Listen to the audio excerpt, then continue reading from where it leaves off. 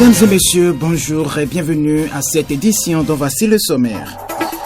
Dépôt de candidature à l'élection présidentielle de 2021, la Commission électorale nationale autonome Sénat a enregistré dans la journée de ce mercredi 2 candidatures. Vous aurez le développement dans cette édition.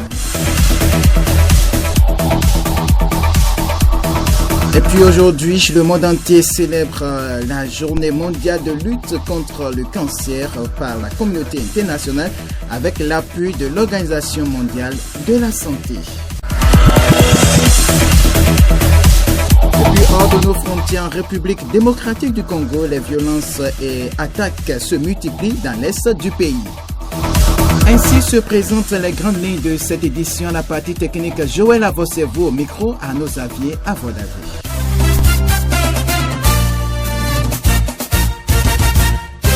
À nouveau, bonjour et bienvenue à tous.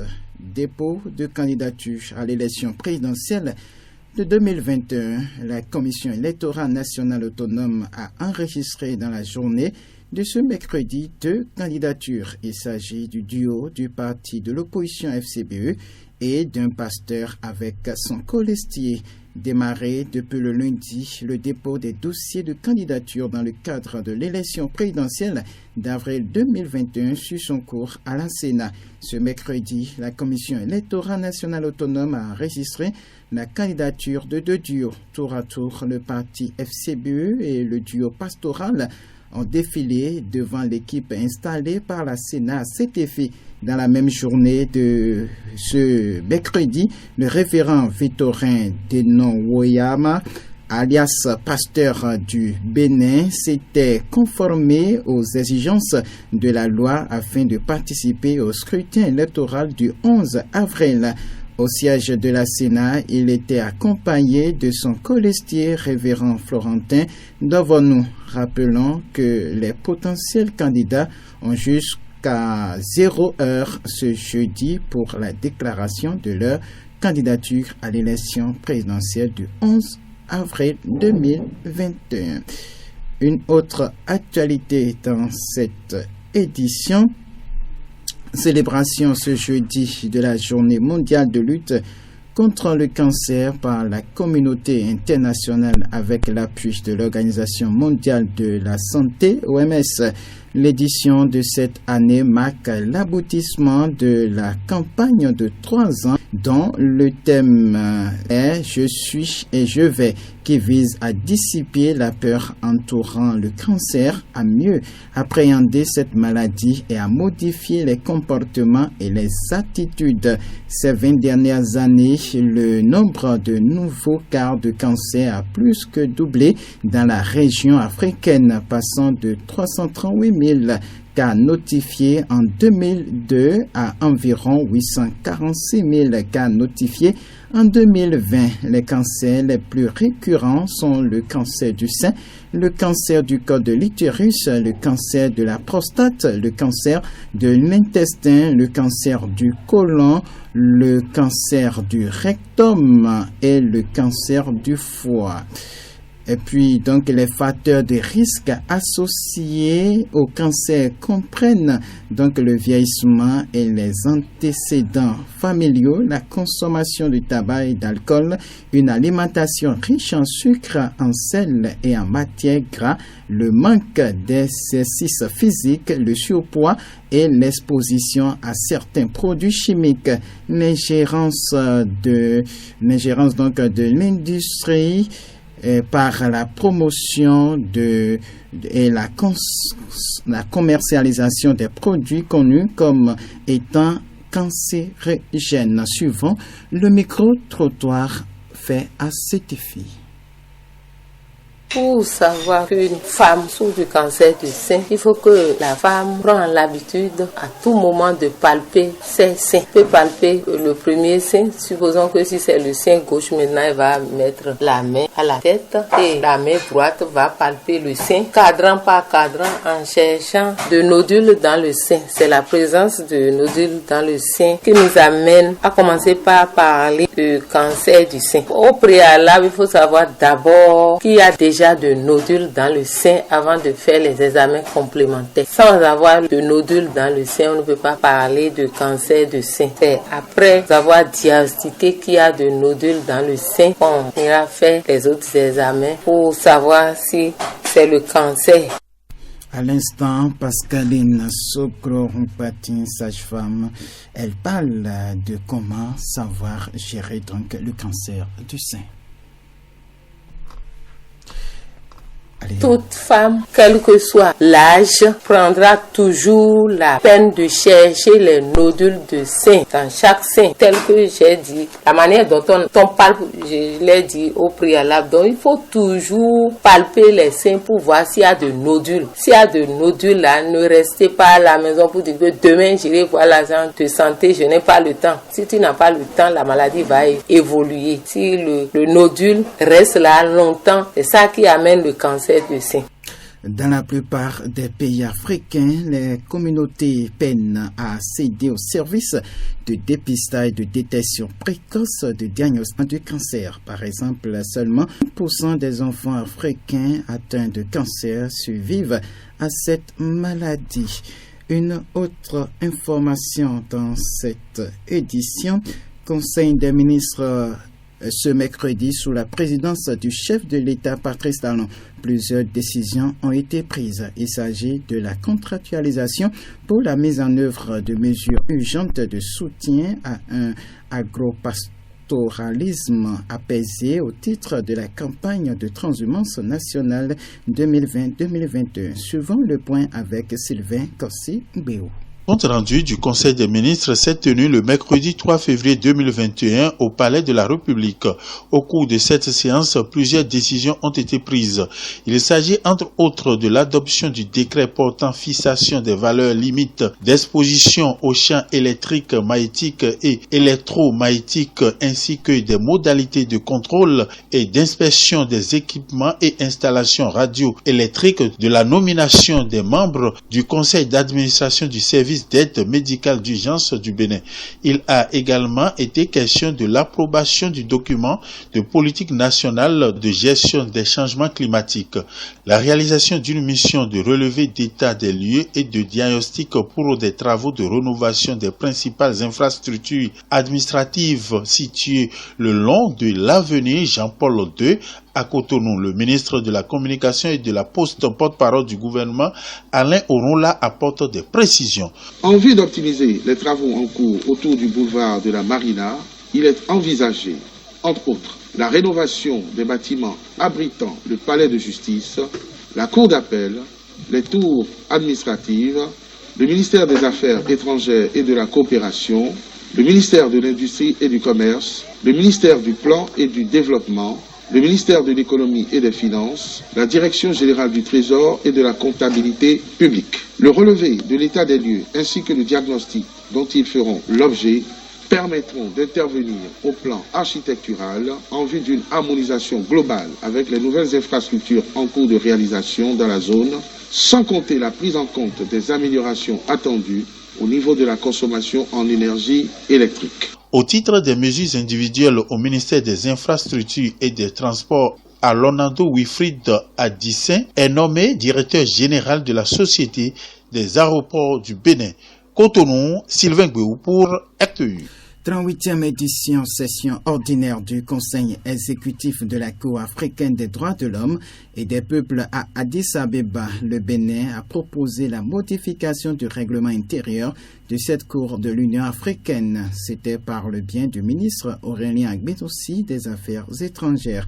À l'occasion de cette rencontre de 2 jours par visioconférence, l'État béninois a dénoncé le double jeu de la CADHP après la présentation des rapports du comité des représentants permanents Corep.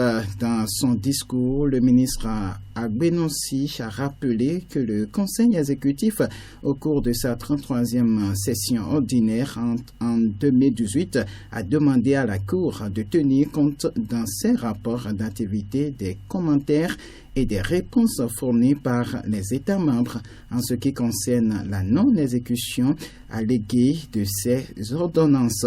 Plusieurs autres observations ont été faites par le Bénin qui s'oppose à amender le rapport si les propositions ne sont pas prises en compte. Le Rwanda a emboîté les pas au Bénin. Et puis, dossier tresse dans cette édition, tresse de différentes formes et de différentes couleurs. C'est ce qu'on observe sur la tête des femmes et pendant de longues durées. Qu'est-ce qui pousse ces femmes à garder ces tresses pendant de longues durées sur la tête? Les quelques dames rencontrées nous donnent les raisons. Sinon, d'autres font des tresses période, d'autres gardent ça pendant 2 mois, d'autres gardent ça pendant 2 semaines. Ça dépend aussi des moyens de disposer. Pour faire une tresse, c'est pas mon difficile.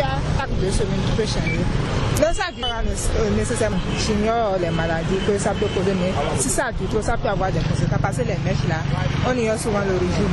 C'est avec quoi on fabrique les mèches et les produits que les coiffeurs utilisent. Les cheveux au plus grand âge, c'est 1 mois. Les cheveux que tu vas faire, ça va faire 2 mois, 3 mois. Là, sont déjà dans un autre. Les cheveux là, si tu fais, c'est au plus d'1 mois, 1 mois et demi. Si tu fais les cheveux, ça dure un peu, tu auras les maux de tête.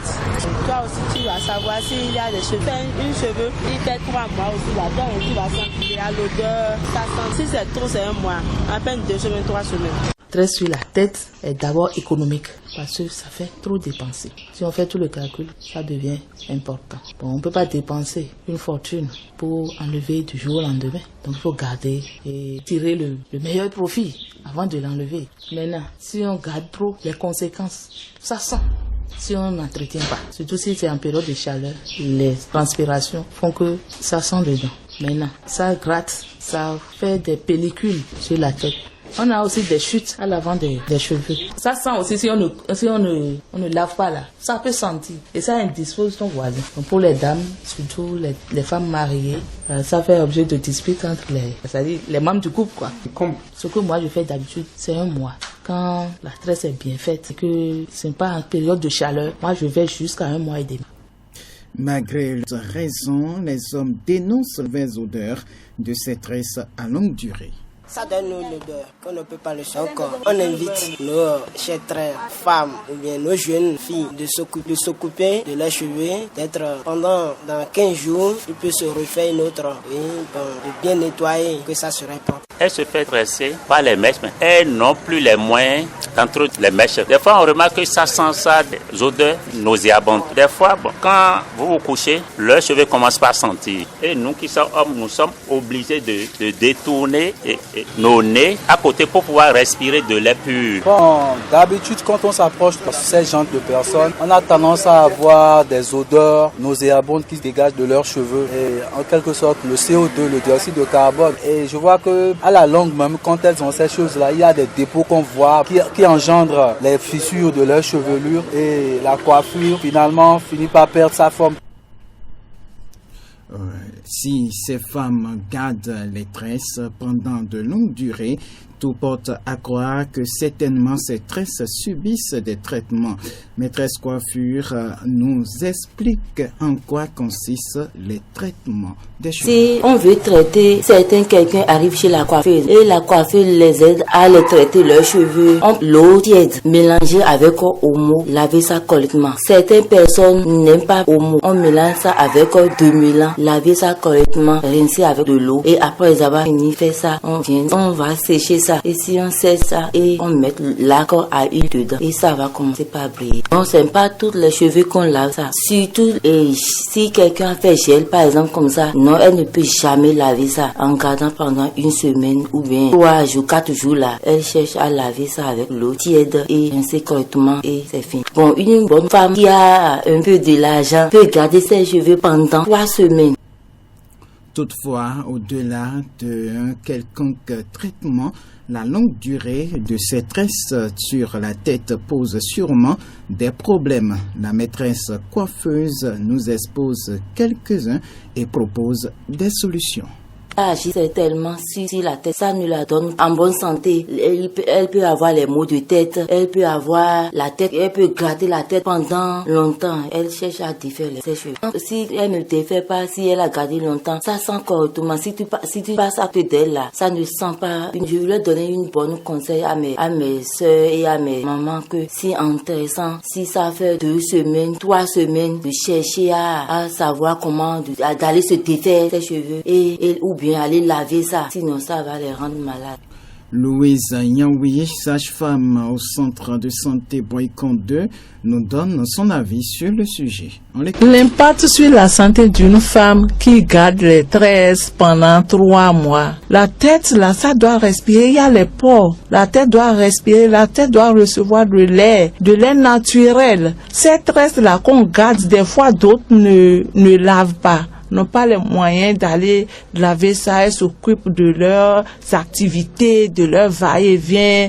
Ça la fait que la chaleur est concentrée, il y a les tas, tout ça là, des pattes, des saletés qui s'entassent sur leur tête et que des fois là, ça leur donne les maux de tête ou bien des malaises, mais elles ne sentent pas. Mais les conséquences même là, ces femmes-là sont repliées, c'est-à-dire que la tête sent. Son mari même n'est pas à l'aise à côté d'elle. Quand le mari veut s'approcher de sa femme, ça sent. Il y a d'autres maris qui exigent à aller enlever cette tresse-là. Et ça va donner la bonne santé de tout le corps de leur femme. La durée des tresses pose problème, même si elles subissent des traitements. Il serait donc mieux pour nos femmes qu'elles respectent les normes. Donc la durée de 2 à 3 semaines. À présent, la minute de coronavirus avec nos confrères de BBC. Bienvenue à la Minute Covid de BBC Afrique, je suis Alain-Serge Marquis. L'Union africaine a demandé l'allègement, l'annulation et la restructuration de la dette de ses membres en raison de l'impact de Covid-19 sur l'économie. Le Conseil de paix et de sécurité de l'UA est également préoccupé par le nationalisme vaccinal qui menace d'empêcher les pays à faible revenu d'avoir accès aux vaccins. L'industrie viticole sud-africaine a perdu plus de 530 millions de dollars en vente directe à cause du coronavirus. C'est les moyens de subsistance de 27 000 personnes à une première interdiction de l'alcool en mars 2020. Les autorités guinéennes ont révélé que la Chine fera don de 200 000 doses du vaccin Covid-19 au pays.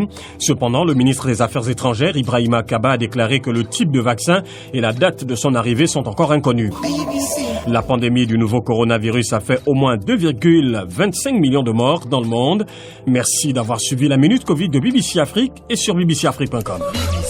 C'est donc sur cet élément que nous refermons cette édition. Fidèles amis du bout des ondes, dans la partie technique, Joël Avossez-vous au micro, à nos avis à Vodagbe. Merci de nous avoir suivis. Bel après-midi à chacun et à tous.